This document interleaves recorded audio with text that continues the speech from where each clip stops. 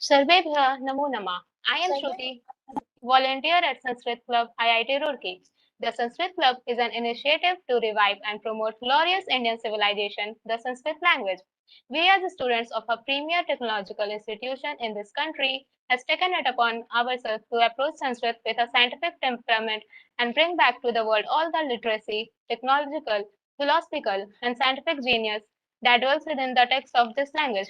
We bring worldwide courses like Subhashitam Sanskritam on Sanskrit learning, which was very successful. On behalf of our whole team, I would like to welcome our whole audience and most honorable Padma Shri awarded Professor Michel Danino ji for their participation in Pragyotsav and annual Sanskrit Week celebration. I want to brief you all about our upcoming events as well.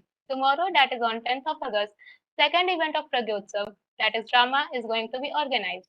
All are kindly invited to attend the drama.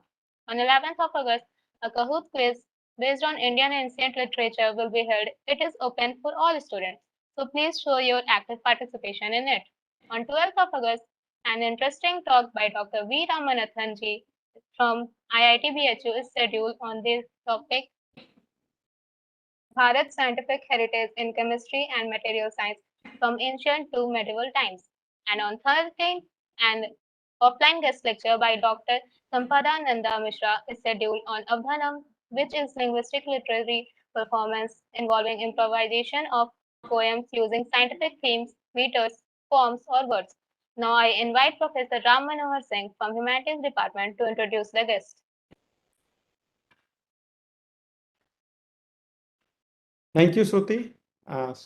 Welcome you all uh, to this guest lecture by Professor Michel Danino on Indian knowledge system and their role in Indian education. Professor, it's difficult for me to introduce Professor Danino.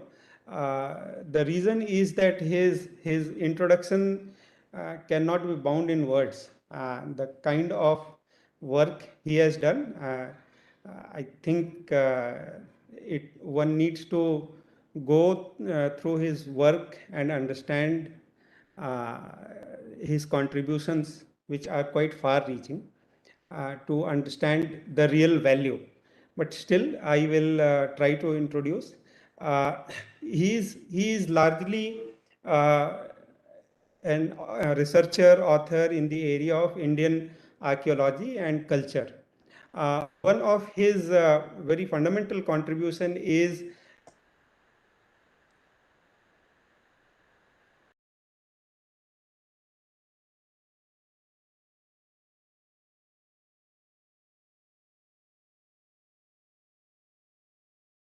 with a few other people, which brought the myth, which put an end to the myth of Saraswati River.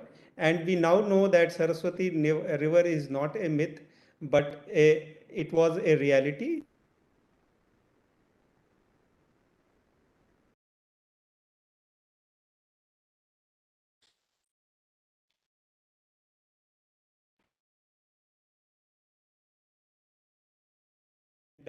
Done sadhana as well as, and he has written on Arbindo's, he has a in-depth knowledge of Sri Arbindo's work. He has also written the book Sri Arbindo and India's Rebirth.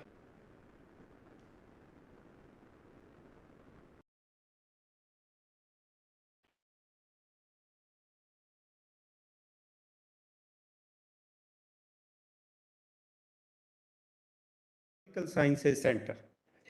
He was member of ICHR and is a member of Central Advisory Board on Culture and National Steering Committee for Implementation of New Education Policy 2020.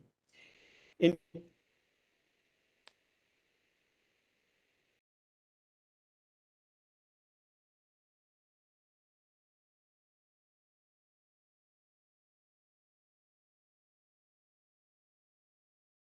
deliver your lecture on Indian knowledge systems and their role in Indian education.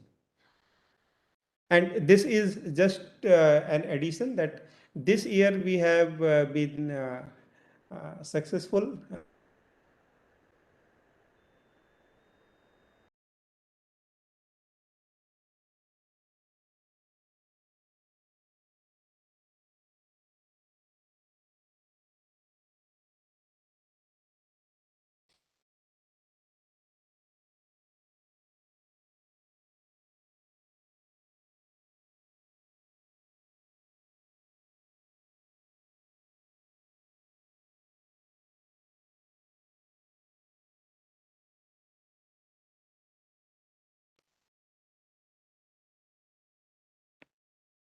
Michel, you can start.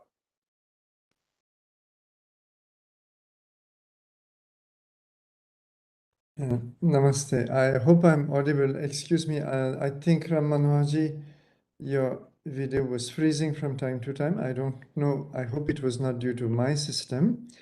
First of all, thank you for the very kind introduction and invitation to start with. And I think this is probably the second time that I addressed the Sanskrit Club at IIT Roorkee. I paid actually 2 or 3 visits in person to this great institute in its lovely campus and beautiful setting. I hope I'm audible. Is everything is fine? Very good. So once again, thank you for this invitation and for this important topic, which we have been debating now for quite some time, as I will briefly illustrate in my presentation. It is some very central concern, as we will see, to education, not only at school level, but in higher education also. And now at last, there are some serious efforts to remedy the situation. I will, first of all, in my presentation, try to diagnose this situation. What exactly is the problem? First of all, we should understand what is the problem we are facing and what its consequences are. And then I will try to bring out some possible solutions, way forwards, and what an institution like IIT Roorkee or for that matter any institution of higher education can possibly try to do. So I will also take advantage of my membership of this National Steering Committee. The work is, I may say right away, is under progress, underway, and therefore I'm not able to present its final output on this very burning issue, but certain general trends I will certainly integrate in my presentation. So let me start, and I hope I will be able to share my screen, provided, no, this is not what I want to share. This is what I want to share. Are you able to see these slides? Indian knowledge systems and their role in Indian education? Is it visible? Yes, yes. Good, excellent. Yes. So I will, not so familiar with WebEx, but I think it works well. All right, so I'm going now full screen with my slides. Once again, I will trouble you with a small confirmation. Is it all right? Yes, yes. Good. All right. So I like to initiate this topic with these two frescoes, panels. Well, on the left is a fresco or panel, on the right is a terracotta figurine. And they tell us something about education in ancient India, which we will not have time, of course, to discuss, however fascinating that topic may be. But this is a reminder that there was education in ancient India. And on the left, you see a very healthy looking guru or acharya in the center of the posture with the two kinds of disciples, and possibly three, in fact. One are senior disciples. You see their beards. They are sitting on the ground. Behind them are younger disciples. They do not have a beard. And behind are female disciples. Whether all female or not is not very clear. Therefore, we have a mix of an audience, and he is lecturing. He's lecturing extempore. He does not have notes. Other panels show sometimes acharyas holding manuscripts, for example, at Konark temple.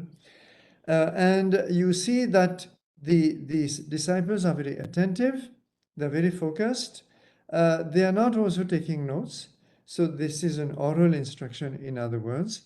But writing and written learning also takes place, and this is what the second figurine tells us, where you see an infant because of the shape of the, the limbs, whatever is left, and the anklets on the legs, and whether this is a boy or a girl is hard to say, but this infant is proudly pointing to Brahmi letters which he or she has written on a takti. A takti in North India, and I think most of you will know from your parents sometimes or grandparents, because it has still been in use till recent times in India, is a kind of a wooden board with a little loop at the top, which you can make out, I hope, which allows you to hang it on a nail on the wall. And this is a very economical system by which you can write with some chalk or similar devices on it, and then you can clean it as soon as it is written over. So you see here that this is about literacy, this is about written education. So education, and I will not go further, there's plenty of evidence from Vedic times onward, all the way to the colonial era, and we have a lot of reports even from British sources about the native education system in India.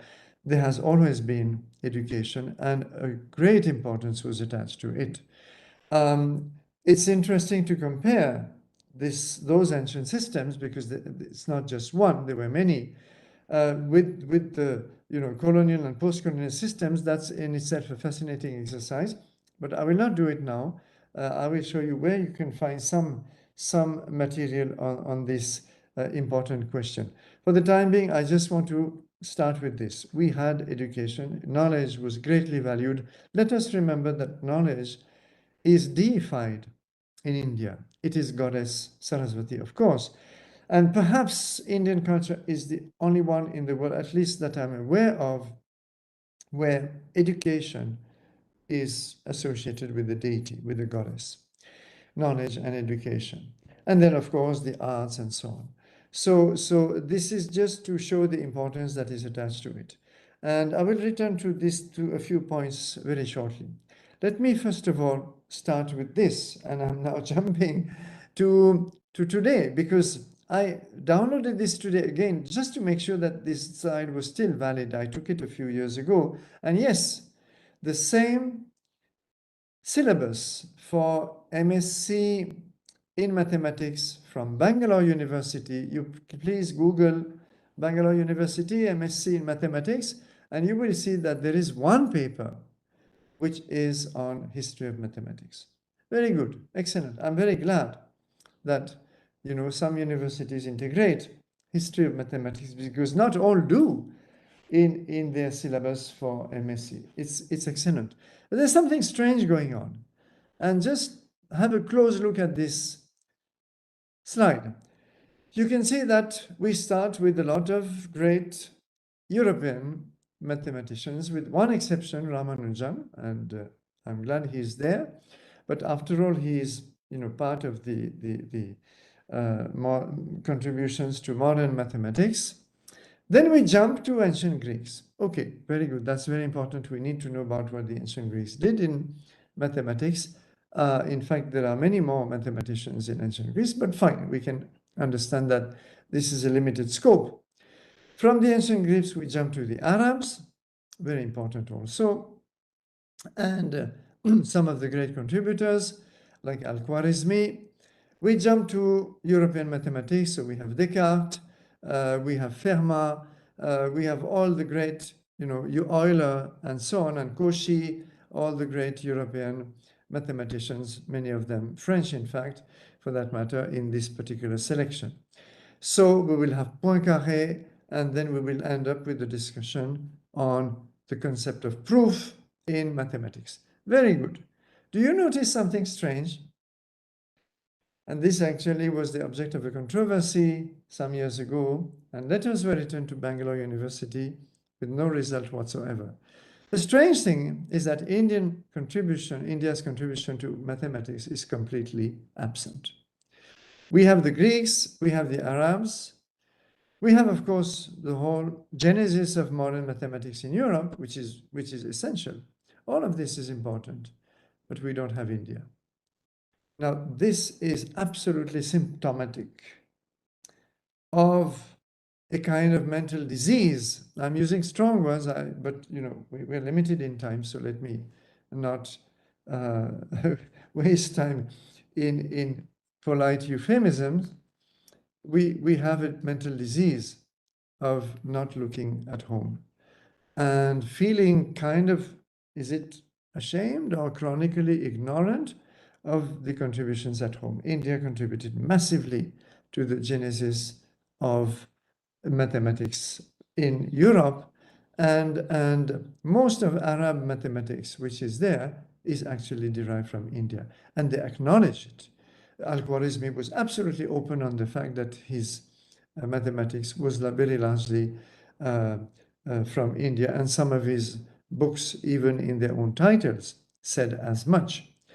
So therefore, we have a problem, and it is inconceivable to take a scale of things that in a Greek university today, you would have in a department of mathematics a paper on history of mathematics which would omit Greek contributions to mathematics. But in India, we do that. So therefore, there is a problem. Right. The problem goes on in many other disciplines. I will not take your time or bother you with this. But again, in a variety of textbooks, and you can search yourself in the textbooks that your children use, you will find concepts introduced with sometimes a small historical side box or paragraph where you see certain very interesting concepts like the atomic philosophy here being referred to some European source.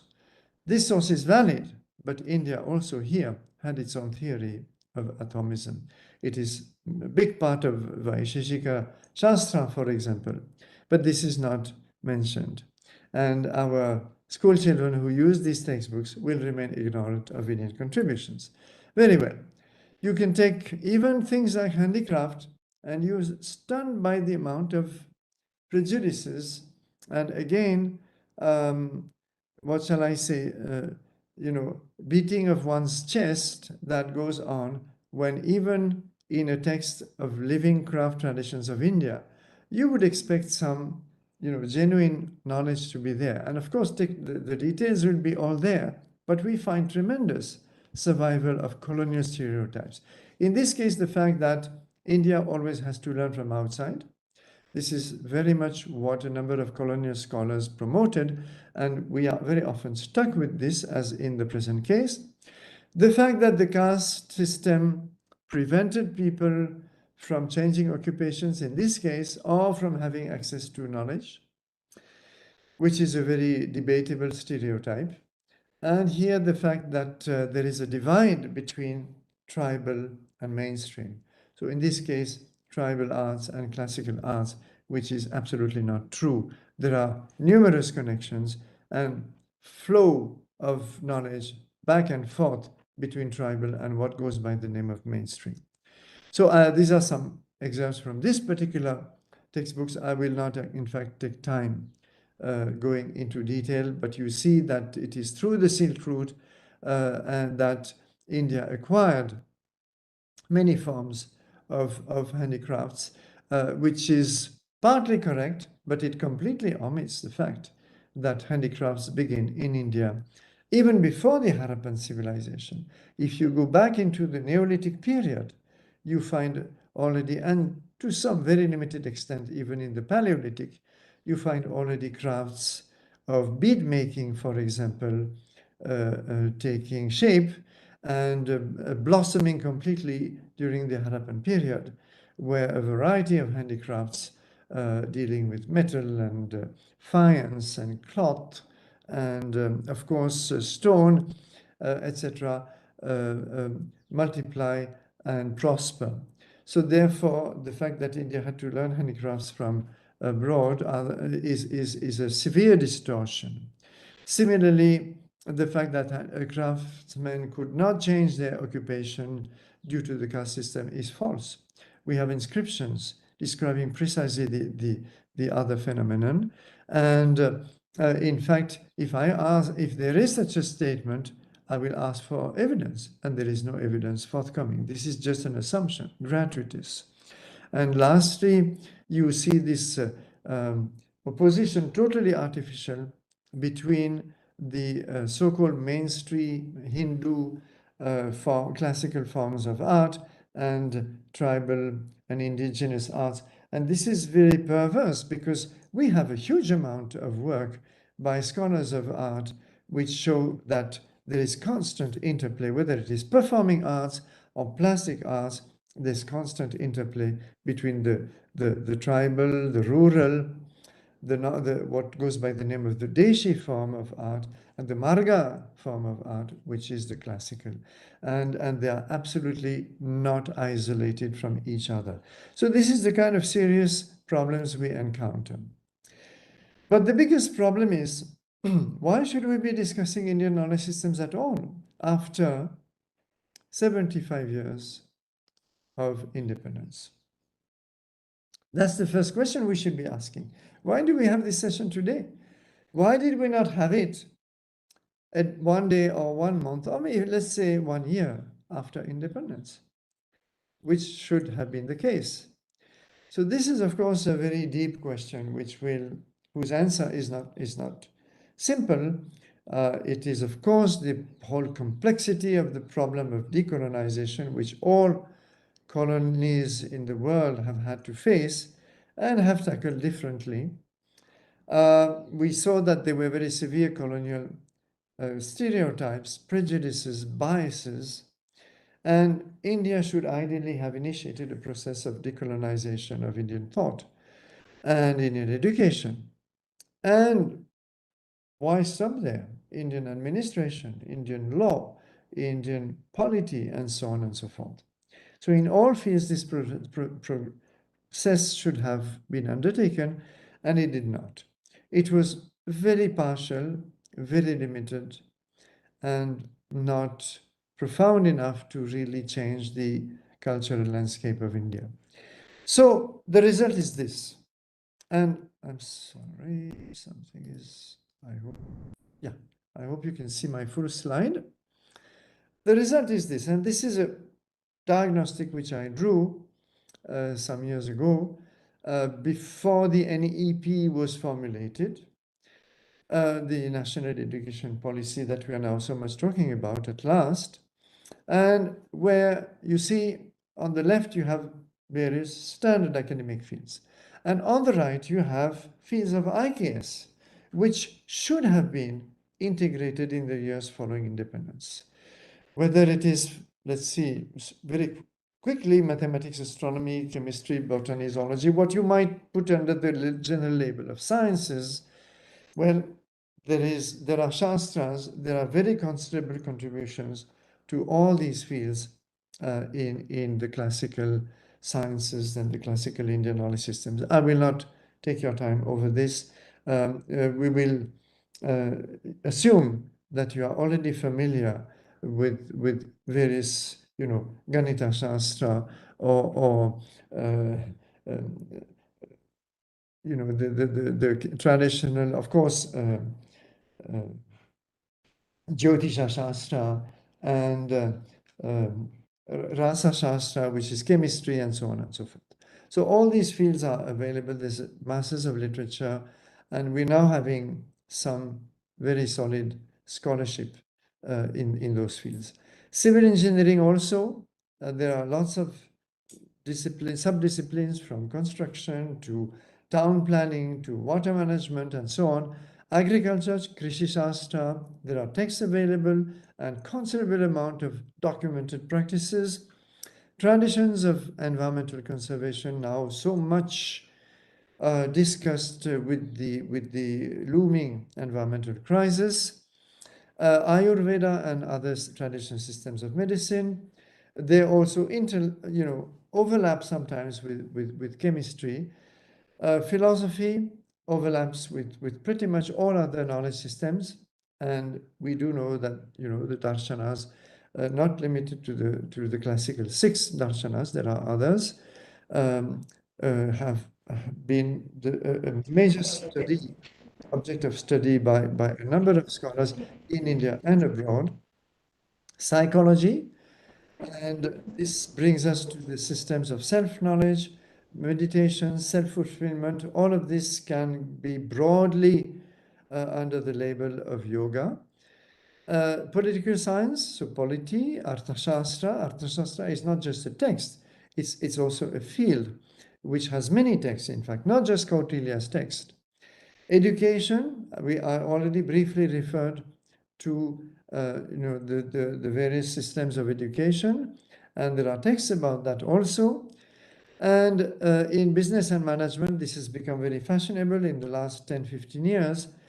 We can draw a lot of knowledge from ancient Indian systems of doing business, of managing wealth and trade, and also ethics related to those fields.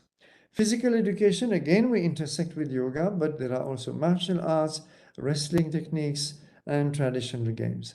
So all this is a very, very brief and incomplete panorama of Indian knowledge system, which have been very largely absent from both school education and higher education, barring a few rare institutions that took care to look into some of them.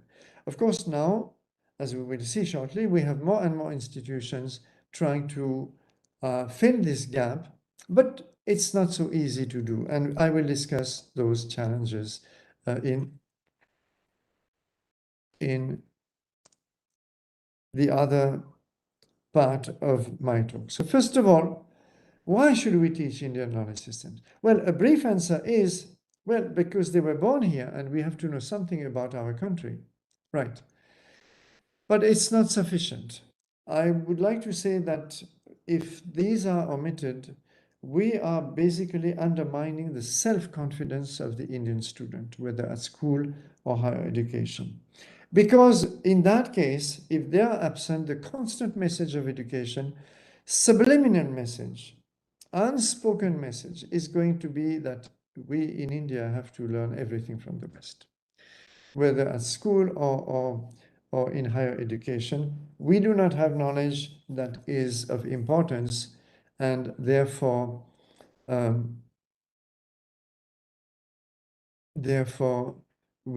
no, I'm sorry, this is not to be done. Please do not use this annotation feature. It may interfere with my slides. So therefore, we have to restore this self-confidence, and we have to expose the student to the vast amount of knowledge that was available. Of course, not in depth, it's not possible. Maybe some few fields, like for example, the mathematics students could easily be shown what India achieved in this field of mathematics. But it is good also to have a broad panorama, even superficial, so that every student drawn to a particular field would have the opportunity to study this field. So restoring self-confidence is going to be one major benefit from teaching IKS. And this is something we do not often realize. So it's not that there is anything against knowledge systems from other civilizations. They also have to be known.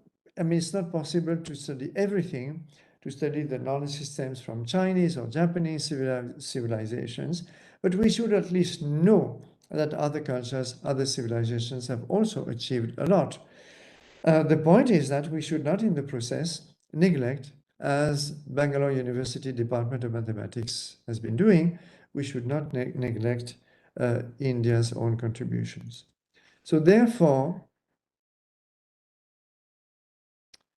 we have this immense benefit which will flow from restoring Indian knowledge systems. But it will also help us to develop a more objective appreciation of India as a creative civilization. India was one of the most creative civilizations in the world. If I say this is not out of chauvinism, it is simply a fact, and it is easy to document it. It will also promote cross-disciplinary thinking. As I said briefly, if you study ancient Indian medicine, you also have to go into philosophy, and you have to go into yoga sometimes, and you have to go into chemistry. The disciplines were all interconnected, and therefore you will be aware of this multidisciplinary, or rather cross-disciplinariness of Indian knowledge systems, and that to me is a very important benefit or outcome of this study. National integration is something we've been talking of since independence. And here is a field which would have promoted in a very natural way national integration as a byproduct, because all regions of India have contributed to these knowledge systems, and some in a more specialized way. For example, you will have the Kerala School of Mathematics and Astronomy, you will have literature from various states, you will have Natya Shastra traditions. In fact, Natya Shastra, the text itself, speaks of all the regional diversity of art forms. So by simply studying Indian knowledge systems, you will become much more aware of the cultures of each region of India. This is something we forget. There is a sense of aesthetics also which has gone out of modern life, and which is something that traditional knowledge systems of India constantly insisted upon. Not just Natya Shastra, of course, its fundamental text, as I just mentioned, but aesthetics, beauty, Satyam, Shivam, Sundaram. We remember Satyam sometimes. Shivam, auspiciousness, goodness, is something we do not think about. And Sundaram is restricted, unfortunately, to the classical arts, whereas it forms actually part of all the Indian knowledge systems. So this is something that we would be getting back. And of course, an appreciation for heritage, and therefore a concern for its preservation, which is seriously lacking among the average Indian citizen. Finally,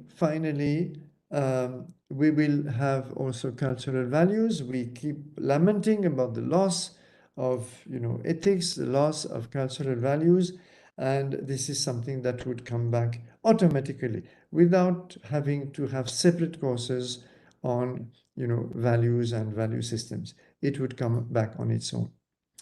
So the fact is that we in the process have to challenge this prejudice that Indian knowledge systems are in the past. They have no relevance to current problems that humanity is facing. It's just the other way around. They have immense relevance. Whether we talk of governance, Ayurveda, agriculture, water management, environmental protection, arts, spirituality, and much more, like physical education, for example. All these traditional knowledge systems will please. Excuse me.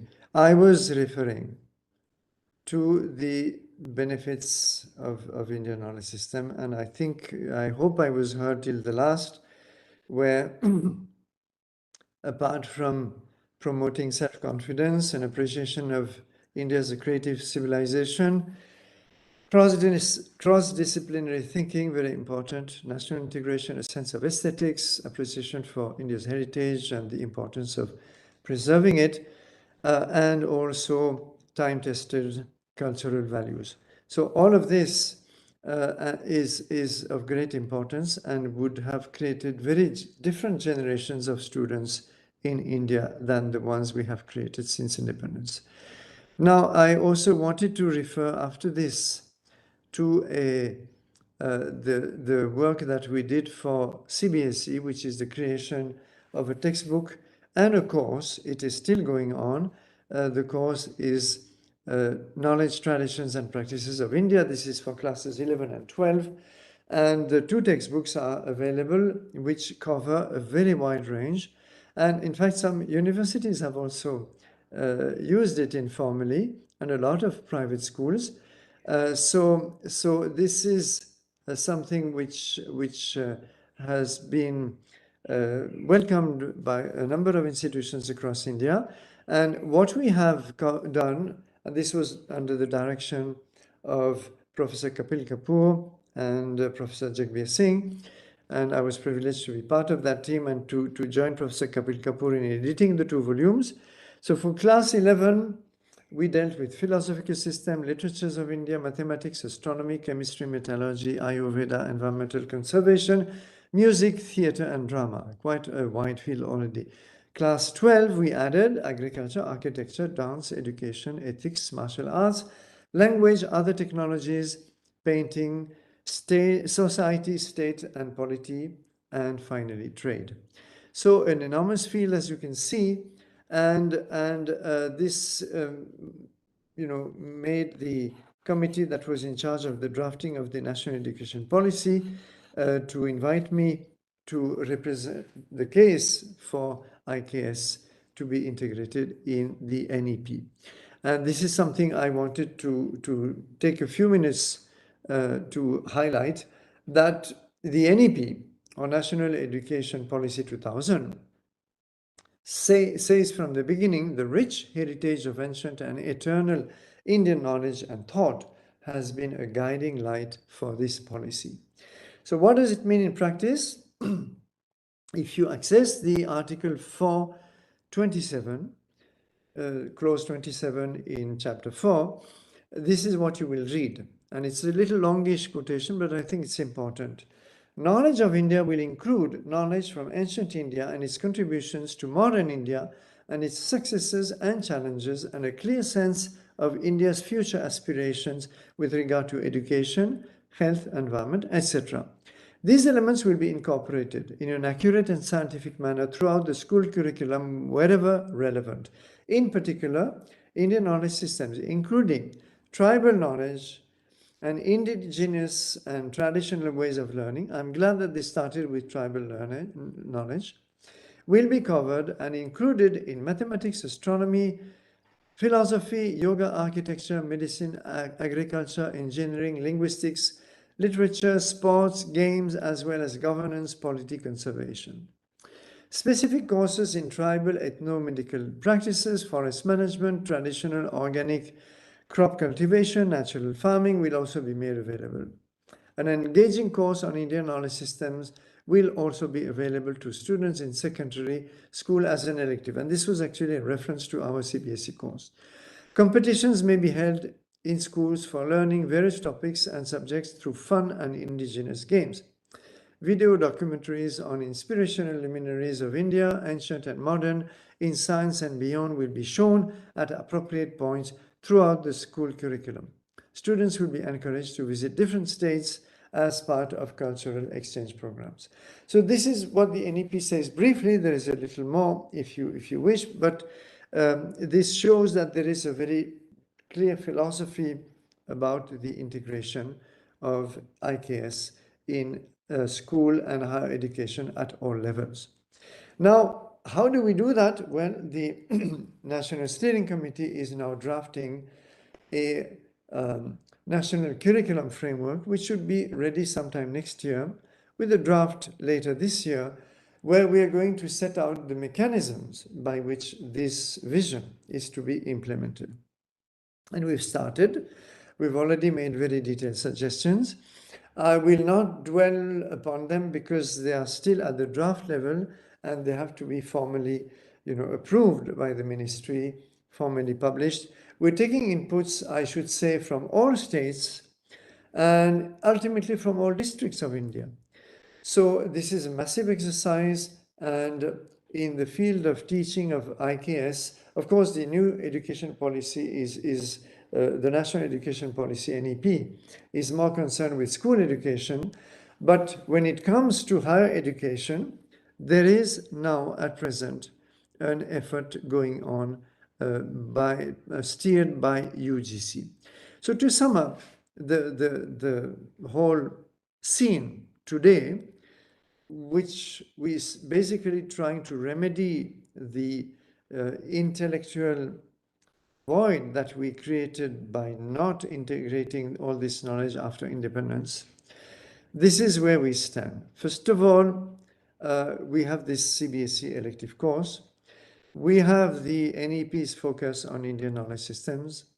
We have the National Steering Committee working on developing curriculum frameworks. And we have the UGC as far as higher education is concerned, efforts to integrate IKS. I may share with you that UGC has formed two committees, one to devise the vision for higher education, how to integrate IKS in higher education, and the second, and that is critical, on how to train faculty in teaching IKS, because this is actually one of the major challenges. I'm coming back to this in my last point. It is my last slide, but you can't see it. Never mind. And before I come to it, I would like to share a little testimony of what we have been doing at IIT Gandhinagar for quite some years now, because various institutions, several IITs, I'm sure IIT Roorkee, IIT Kharagpur, IIT Kanpur, and several more, but also a few universities, a few Indian institutes of management have tried in their own way in certain fields to do this preparatory work to integrate Indian knowledge systems. So at IIT Gandhinagar, first of all, we have a course called Introduction to Indian Knowledge Systems running since 2016. And you can see most of the videos we are just now about to publish the last 2 years of lectures by a number of scholars who have come and every year on a particular focus or theme have lectured and given us the best knowledge available in those particular fields. So this is creating a vast repository of knowledge which ultimately we want to publish as source books, and we're working on this. So this is a pioneering effort. Today everybody speaks of IKS, Indian Knowledge Systems, but we're among those who pioneered the term in higher education. Then there are certain courses. I'm myself teaching Perspectives on Indian Civilization at the MA level. I've been teaching elective courses on history of science and technology in ancient India, on systems of ethics, and more. Other faculty have been teaching courses of Sanskrit, of classical Indian literature, sometimes classical Indian music, and so on. So we have a fairly rich background in teaching Indian knowledge systems at IIT Gandhinagar, and we also do research through our Archaeological Sciences Center on Ancient Technologies of India, and through a specific project of history of mathematics in India.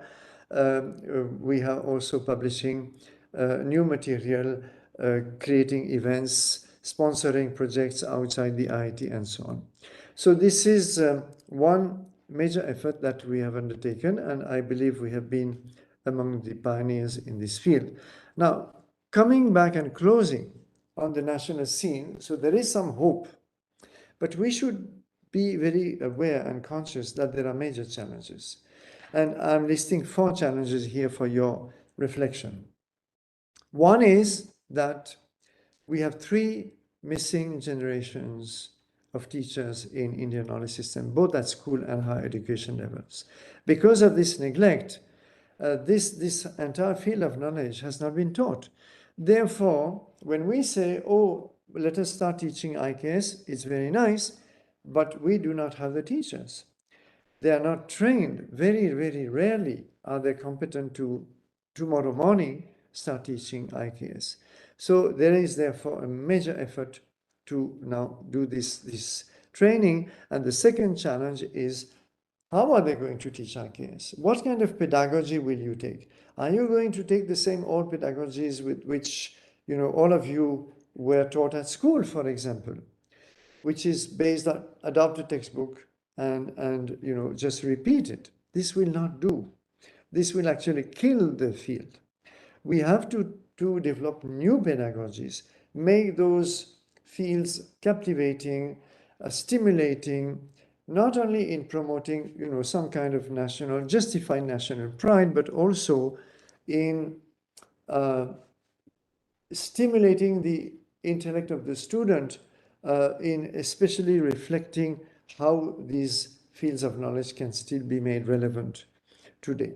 So there is an immense scope, and we're trying to suggest in the National Steering Committee certain lines by which pedagogy can be promoted of the right kind for this field. The third challenge is the material. We have a lot of scholarly material, but we do not have, our teachers are not scholars. They will not go to that material. So we therefore have to digest this material for a level that is understandable for the teacher and for the student. There are certain efforts. I mean, I showed you the CBSE textbook, but there's also very recently Professor Mahadevan of IIM Bangalore, who has come out with a major new effort of a textbook for higher education, but there is much more to be produced. There are videos here and there, but the problem is that there is also a lot of non-genuine material going around. Books of dubious quality, a lot of videos which are sometimes dubious, sometimes totally spurious, and which actually promote a lot of misconceptions. So therefore, there is this third challenge of ensuring the genuineness of what is taught. Otherwise, again, these disciplines will be simply dropped and they will disappear again.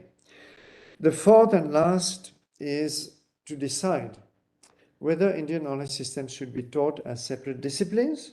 For example, you teach Ayurveda, or you teach ancient mathematics, or you teach architecture as separate disciplines, or should they not be integrated in the current mainstream disciplines? You teach mathematics, modern mathematics, well, integrate ancient one. You teach medicine, integrate ancient Ayurveda or other medical systems, and so on. But this is a very big question. We have to think it out. And my own answer is that we have to do both. The first, separate disciplines, in a way, that is the easy, short-term method that we can adopt. And it has been done by some institutions in some disciplines. But the second, ultimately, is the long-term goal. Because if those disciplines still have some relevance, they should be part of the mainstream disciplines. We should not give an impression that IKS is a separate field, not related to the mainstream fields that have been taught in school or higher education. So therefore, this is a longer effort. We have been drawing some policies also to try to work out this integration. Ultimately, we have to follow both roads. And one day, perhaps, after 10 years, 20 years, we will be able to perhaps drop the separate teaching of those disciplines, except for specialized learning by certain students. But this is the goal, that ultimately all Indian students should be exposed to a sufficient wide range of Indian knowledge systems. And with all the benefits that I have listed, I think we will create new generations of Indians able to not only take pride, but to think and reflect about this enormous heritage, legacy, intellectual, artistic, scientific, technological, and more that this country still has and should preserve before it dies away for good. So I will stop here for today, and I'll be happy to take a few questions. I know we have already exceeded the time owing to this technical glitch, but if there are a few questions, maybe for 10 minutes or so, I will be happy to take them. Thank you, Professor, for such an amazing speech. We were really overwhelmed after hearing you. Now, if anyone has any question, they can ask.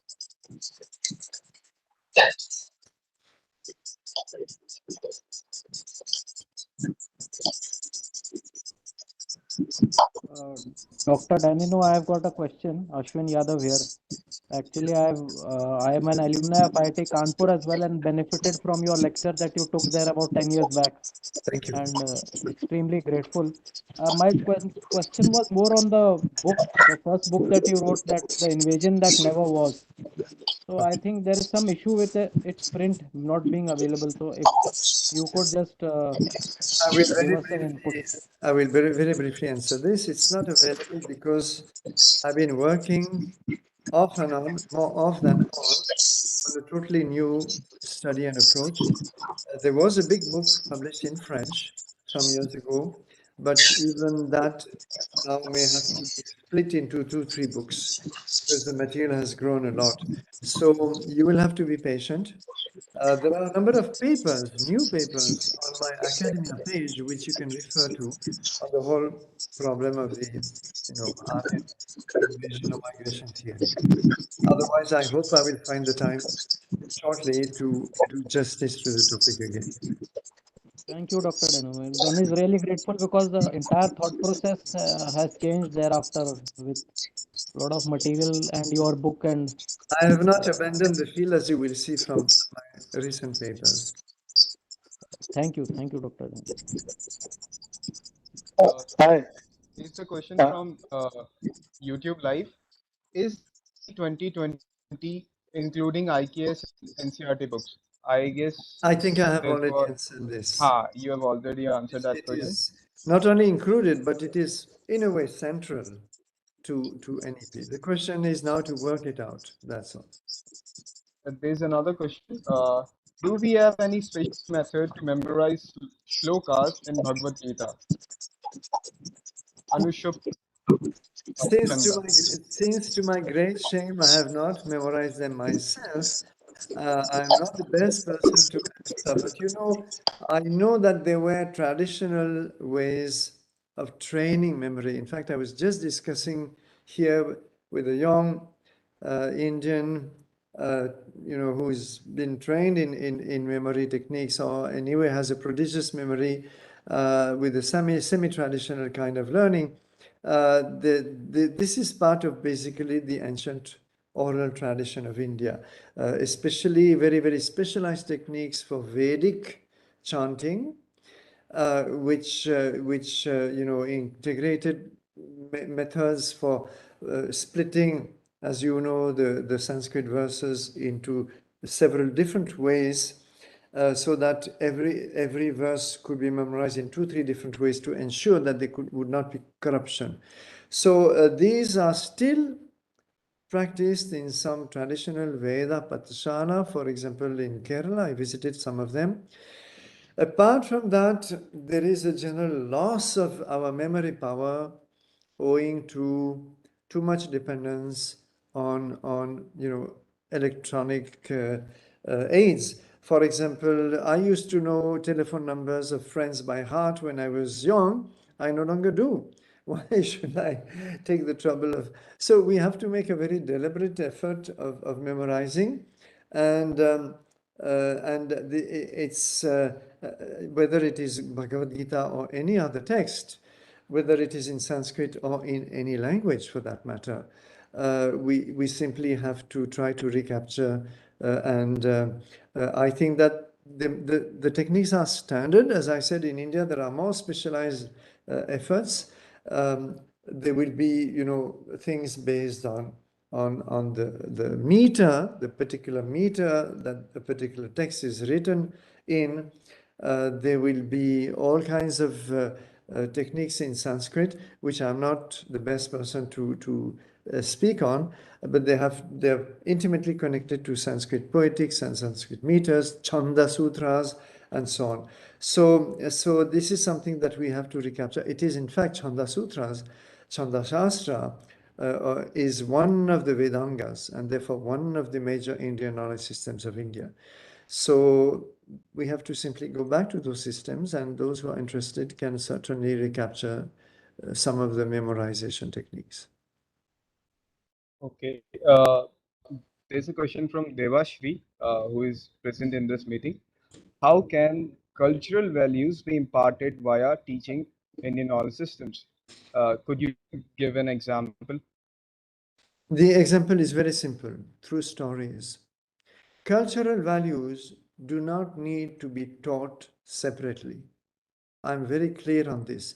If you read, for example, Mahabharata and Ramayana, or if you don't have time, you can take a shorter text, Hitopadesha, Panchatantra, or the Subhasitas, those sayings, wise sayings of India. There are many, many collections of Subhasitas. You will immediately have all the values present. They are pervading all Indian texts that deal basically with dharma in one way or another. And therefore, all you need to do, and this is what traditional Indian learning did, whether through the acharya or through one's mother or grandmother, you would immediately imbibe those values. So they do not have, they can be, and sometimes, of course, there are specialized texts. You can take Tirukural, for example. There is a whole part of Tirukural that deals with Aram, which means dharma in early Tamil. You will have, of course, some explicit values being discussed, like courage, like truthfulness, like honesty, and so on. So that also is illuminating, and there is, of course, a text by Bhartrihari, which is equivalent in a way, and so on. So we do have specialized texts, but this pervades almost, all major Indian literary works, especially those which I have listed. So I think this is what needs to be done. Just make Indian young and not so young people aware of those texts and discuss them. Discuss why it is that this happens. Why do we have sometimes conflicts of dharma in Mahabharata? Why is Krishna asking, Yudhishthira to tell a lie, or Arjuna to kill his own brother when his chariot is stuck in the mud? So all these situations are deliberately brought about to force us to reflect. Why is Rama helping Sugriva to kill Vali in a way that is not normally dharmic? So these texts are not superficial, they are profound. They deal with all the conflicts that we encounter in life.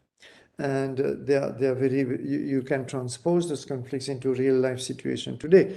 So therefore, we should not learn them blindly. We should not just watch a nice video on Ramayana and leave it at that. We have to engage the students in discussing those things. They were meant to be discussed. They were not meant to be adopted as gospel truth. So this is my answer, Devashri. I think it was Devarshi, sorry. This is my answer. Uttama Mohoday. There's another question from Namrata Nagar. How to build trust in Indian young learners' mind towards the long-term benefits of Indian knowledge systems, considering there is no dearth of distractions now? Well, my experience in IIT Gandhinagar has been that when I teach, let's say ancient systems of ethics or science and technology, or perspectives on Indian civilization, which is a very wide-ranging course, I may have about 1/3 of students really very, very closely interested and very closely following. 1/3 here and there, sometimes they will open their eyes and they will participate, but other times they are not very, very present. And 1/3 is definitely not interested. So this is my situation today. I think if this effort persists after, not by me, by everyone in the educational world, after 10, 20 years, I think we can do better than this. The core challenge is to make this living, to make the pedagogy stimulating. And the only way is to draw the student into those the thought systems and make them reflect upon them. India encourage dialogue, debating, the art of debating, the art of building an argument. So I always encourage students to challenge me if they wish, or at least to question me. And first of all, of course, showing the relevance today, showing that today, for example, we are going back to organic agriculture when chemical agriculture was promoted as the ultimate panacea for, to supply food to humanity, and we now realize it's failing. With the whole Western lifestyle has endangered the planet so much that that now we have to go back to more simple lifestyle, etc. So we have to convince the student that all these knowledge systems have something to contribute to the problems of humanity. They are not museum pieces. They are very much alive. And once you do that, and you have a proper pedagogy that is a mix of, text and sometimes videos. There are a lot of very good material on video. Field visits. You know, if you have something on architecture or town planning or art, you can take students out, or sometimes virtually if you cannot, if the logistics does not allow you, and so on. So we have you say, you know, so many distractions, but all these electronic means have also helped us in developing new pedagogies. So we have to mix it up and make the whole thing interesting. It depends on the teacher. It depends on the pedagogy you will choose. It depends sometimes on the particular field, but we have to just keep trying. And if some students are not drawn in from the start, it's okay. Let us start with, you know, even if we get 10 or 20 students out of a class of 30, 40 really interested, it's something to build upon. That's my philosophy. Very pragmatic, as you can see. Okay. Last question from Sunil Kumar. History repeats itself. First as a tragedy, then as a farce. Are you satisfied with the Indian government's slight nudge towards Indian knowledge systems, or is it too little or too late? So I don't know if history repeats itself. I'm not quite sure about that. But anyway, I'll just take your question as you formulated it at the end. The Indian government is, let's say the Ministry of Education, has taken up as a mission to develop this knowledge of India, as it is called in the NEP. NEP speaks of knowledge of India more than IKS. Simply starting on the very, very right argument, which I have been pushing in my own way for 25 years now, that it's not fair to keep Indian students ignorant of India. When I was taught at school in France, you know, teachers would never miss an opportunity to mention a great French scientist or a great French novelist or a great French poet, or, you know, it was considered perfectly normal that we have to know, and much of the syllabus was actually oriented towards French contributions. So there's nothing wrong in pushing towards this, provided it's done in a very genuine manner. It should not be shallow. It should not be fall into hollow glorification, which sometimes we see far too much practice, you know, especially on the internet with very dubious videos. So we have to do it in a very genuine way, which is what the current government wants to be done. The government is not going to do anything itself. It depends on a number of groups, scholars, committees, and so on to build it up now. And it just gives a general direction. It says this is what, and I agree with this direction. Now, whether it will be implemented in the right way, we have to take up this question again in 10 years, and even 5 years, we'll have a good idea how things are moving. I'm hopeful, but you know, it's a huge effort. So in this huge effort, there will be flaws, there will be mistakes, there will be some dead ends, you know. We'll be groping around a little bit, but we'll do the best to streamline things so that we don't waste too much time if possible. We're just, you know, trying to make up for lost time. So it's a huge challenge, and we should be quite honest about it. That's about all I can say. So I thank you all for your attention, and I invite you to join in those efforts. Uttamam Mahoday. Now I'd like to invite faculty coordinator Anil sir to speak for this event and thank Professor Michel. धन्यवादः मृदुलः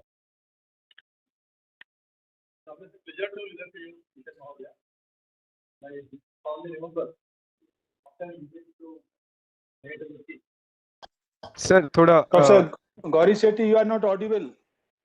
In fact, you are muted technically. Strangely. Am I audible? A little can you bit. please come closer and speak? But Yes, you please come closer to the Okay. I see. Now I'm audible? Yes. Yes. Okay, thank you. So I fondly remember your visit, Michel Mahodaya, to IIT Roorkee a few years back when you have spoken on Sanskrit-based knowledge systems. And I'm really glad to share with you that with consistent efforts of our active student volunteers and support from all the deans, faculty members, and our honorable director, recently the Senate has approved one course. It is an elective 3-credit course on Introduction to Sanskrit-based knowledge systems. So this semester it started initially with 5 students. Now we have more than 20 students. I hope slowly we will be able to create awareness and also try to meet the objectives that you have listed. Why do we need to read, understand, and float the courses on IKS, in which Sanskrit has a major role to play? So I take this opportunity to thank you for motivating us and also building confidence among the student volunteers that it is indeed doable. And looking forward for your offline visit to IIT Roorkee. Now the formal vote of thanks will be given by one of our student volunteers. Thank you so much. Thank you. Thank you, Anilji. Priyansh.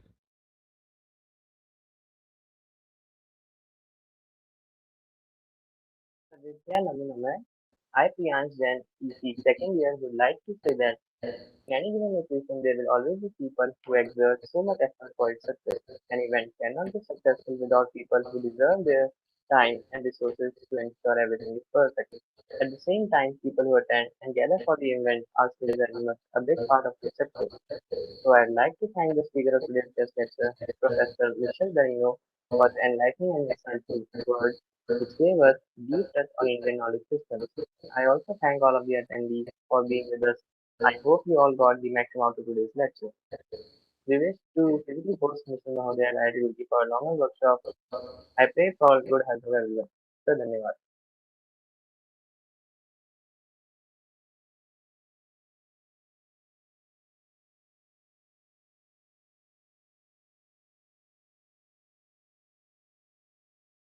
Thank you. Thanks to everyone. Okay, Mridul, now we can close the session.